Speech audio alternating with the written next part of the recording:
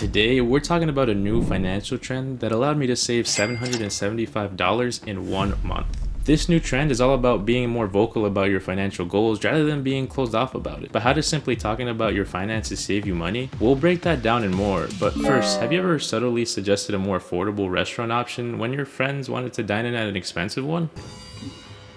Unbelievable. Enter loud budgeting, the financial trend where you stop with the secrecy and openly discuss your financial goals. Today, we'll break down what it is, how it works, and if it's the right fit for you. So what exactly is loud budgeting? Here's how we can think about it. While loud budgeting itself is a relatively new term gaining traction on social media platforms such as TikTok, the core principle of open communication about your finances isn't entirely new. Now, it doesn't mean you have to disclose every detail of your finances to everyone you meet, but rather it involves being transparent with close friends and family about your budget, constraints, and financial objectives. Open budgeting, the underlying principle, is a broader concept of being transparent with trusted people about your finances, and it's likely what loud budgeting builds upon. So while the loud aspect might be trendy, the concept of openly discussing finances for accountability and support has been around for quite some time. It's just being presented in a new way for a younger generation. I have personally never understood why it's so frowned upon to speak about your finances publicly. Shouldn't openly discussing them be a way to hold ourselves accountable and ask for advice and support? Maybe Gen Z is just taking some old financial advice and making it their own with this loud budgeting thing, but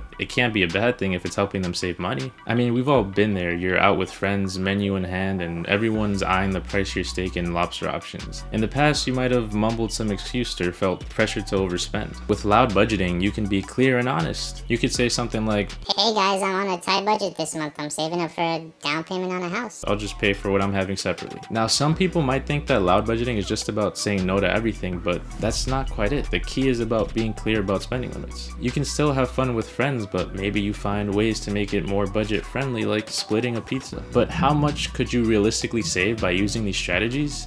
Keep watching and I'll show you how I was able to save $775 my first month using this. The power of saying it out loud. So saying things out loud can make them feel more real. Think about it this way. Have you ever set a New Year's resolution only to forget about it by February? By verbalizing your financial goals to yourself and others, you're more likely to stick to them. It's like planting a seed. The more you talk about it, the more it grows in your mind. Plus, it can be a positive reinforcement loop. When you tell friends about reaching a savings goal, their support can motivate you to keep going. And lastly, being open about your budget can create accountability with friends who understand your goals. So if you tell them you're saving for a dream vacation to Hawaii, they might not pressure you into buying an expensive concert ticket right before the trip. So how did I use loud budgeting to save $775 this month? At first, I wasn't sure how talking about my finances with everyone would work, but it wasn't as hard as I initially thought. Here's the breakdown. Outings with friends was a big area I tackled. We used to frequent all the new restaurants, which is not good at all for your bank account. By being open about my goal, I was able to suggest some more budget-friendly options. We opted for cheaper options which we had previously visited, which we knew were good. We started going to diners and inexpensive fast food places more often. We even had a movie night at one of their places one time, which saved us a ton. On average, I saved around $45 per outing with friends simply by choosing cheaper alternatives. And with our usual group going out 5 times that month, that added up to $225 saved right there alone. I was lucky to have the type of friends that wouldn't start problems over loud budgeting. The biggest win for me came during my Florida trip this month. We were visiting to look at apartments and for an in-person office day where I was excited to meet some of my coworkers in person for the first time.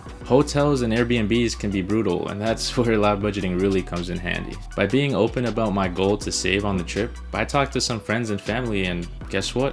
They offered to let me crash in one of their spare rooms for the entire 5-day visit. That realistically saved me about $400 in total. Now, this might seem like a one-time win, but it perfectly exemplifies what loud budgeting can do. It's not just about finding deals or cutting coupons, although those can help too. It's about open communication and leveraging your network. By talking openly about my financial goals, I was able to find a much cheaper alternative, and who knows, maybe next time a friend or family member visits me, I can return the favor. The remaining 150 came from a bunch of smaller wins. A lot of it came from cutting back on mindless spending. My morning coffee runs were a daily habit, but by brewing at home, I saved a surprising amount, around $50 a week. Those little conveniences add up quickly. Another strategy was reevaluating subscriptions. Here's where loud budgeting really surprised me. By talking to friends, I realized we were all paying for multiple streaming services with overlapping content. We ended up sharing logins with permission, of course, and canceling unused subscriptions. Plus, I finally took the plunge and canceled some game subscriptions and in-app purchases I wasn't even using that much. All in all, the subscription purge saved me a solid $90 that month. Looking back, it wasn't about massive sacrifices, but about small, conscious changes. By being open about my goals and getting creative with friends, I was able to save a solid $775. Plus, it turns out saving money can be a lot of fun, especially when you do it with good company. But remember, it's important to choose your audience wisely, as not everyone will understand loud budgeting.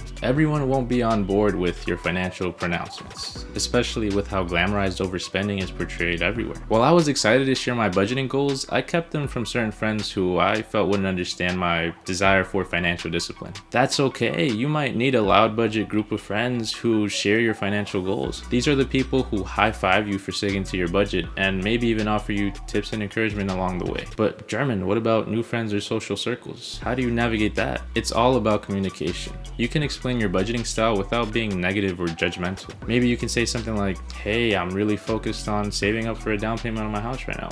I'm trying to be careful with my spending. Would you be up for a movie night at my place instead? Balance is the key. While sticking to your budget is important, don't become a social outcast. There are ways to have fun with friends without breaking the bank. Maybe you suggest a free activity like hiking or exploring a local park. Flexibility is your friend. Remember, life happens. Unexpected expenses pop up. Don't beat yourself up if you have to deviate from your budget occasionally. Just recommit to your goals and get back on track. Please keep in mind that this is not for rigid budgeters. If you follow a super strict budget with zero wiggle room, loud budgeting might not be the right fit for you. It's all about open communication and finding a good system. Let's say your friends picked a restaurant that's a bit pricier than you were hoping for. Don't shut them down completely. Explore options, see if there's a menu item that fits your budget or suggest an alternative activity. Communication is the key. Loud budgeting can be a game changer for your finances. By openly communicating your goals and finding your support system, you can stick to your budget and achieve your financial dreams. But remember, it's about finding what works for you, so experiment and have fun. Let me know in the comments below, what are your thoughts on loud budgeting? Would you try it? I can't wait to hear from you. If you're looking to take further steps toward financial freedom, be sure to check out our next video, Stop Living Paycheck to Paycheck. In that video, we'll delve deeper into practical strategies to build a strong financial foundation. I'll explain how I personally stopped living paycheck to paycheck.